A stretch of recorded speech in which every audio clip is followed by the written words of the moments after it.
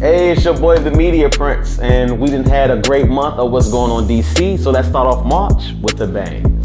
And I know that's right news, or whatever Sweetie says. DMV's own Everything Legendary, a black-owned plant-based company, strikes an amazing deal with SharkTank. Take a look. My name is Dwayne, and I'm from Prince George's County, Maryland. And I'm Janita. Jamal K. Jackson, the head chef. And we're here seeking $300,000 for 10% of our company, Everything Legendary. We all know the benefits of a vegan lifestyle, like lowering your blood pressure or lowering your risk of heart disease. I'll make you an offer. I think people are going to love these. So I'll give you the $300,000, but because there's so much work, I want 25%. But I'm worth it. That's what I'm talking about! Yes, we are!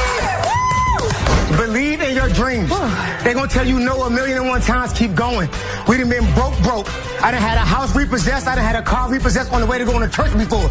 Believe in your dreams. The weather is becoming nice again, and the National Park Service has announced the cherry blossoms are coming. That's right, the National Cherry Blossom Festival is back with many virtual and in-person events starting March 20th through April 11th. Are you excited? Because I am. I love the cherry blossoms. So for all my jazz lovers, tonight, the Washington Performing Arts presents Come As You Are. It's a free virtual concert. If you love jazz like I love jazz, you might want to tune in. You can find out all details below under this YouTube video. Well, we talked about DC returning to schools. Well, it looks like starting Monday, Montgomery County Public Schools will be opening for in-person. Currently, PG County is sitting there eating its popcorn as DC and MoCo march on to education. We are from the beautiful Chocolate City. I wanted to take a moment to see the beautiful history of why DC will always be Chocolate City. Let's take a look, shall we? Chocolate City was the dream of African Americans to live in a place that was full of black culture and music and lively arts and place to go and just learn about yourself. The culture was strong, and the black people were running things, you know, people in power and people in authority, a lot of people who look like you. D.C. claimed its title as the first big U.S. city with a majority black population in 1957. But it wasn't until the 1970s that it really began reveling in it, taking on the moniker Chocolate City, nationally popularized with this tribute by funk band Parliament. A chocolate city is no dream. It's my piece of the rock, and I dig your CC. Historian Maria McWhorter says it was the height of the Black Power movement, and D.C., with its more than 70% black population, was its mecca. For someone who grew up here in the 1970s and 1980s, it felt like everything and everyone was black, and so there were no limits in terms of what you thought you could and could not do. And you really felt like the DC could be a kind of utopic space, again, for a black-led, radical, progressive city. While we are on the subject of DC, as if we ever left, right?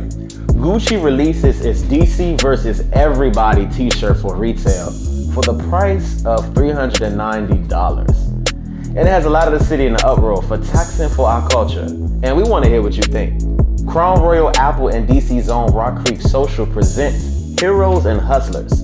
Together, they will be highlighting notable female figures in the DC area for Women's History Month. Hey, baseball fans, the Nationals are coming back, but don't get too excited. The Nationals Park will open for the baseball season, but no fans will be allowed as of now.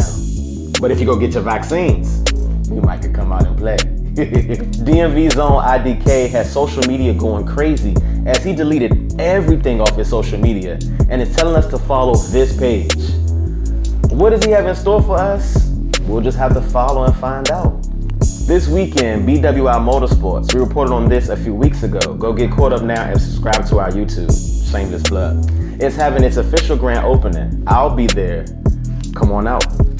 In They Still Hatin' news, a bill has been reintroduced to put new limits on amplified music in public spaces in DC. Well, the long-lived go-go movement says this will not be tolerated, and next week we'll be addressing this. I will have more details for you next week, so make sure you're staying tuned in with what's going on DC. Before we go, I want to shout out all the amazingly gifted black women who make the Washington Informer and The Bridge the greatness you see today. And a huge congratulations to the Washington Informer. We hit 10K on Twitter, and we'll be hitting it on Instagram very soon.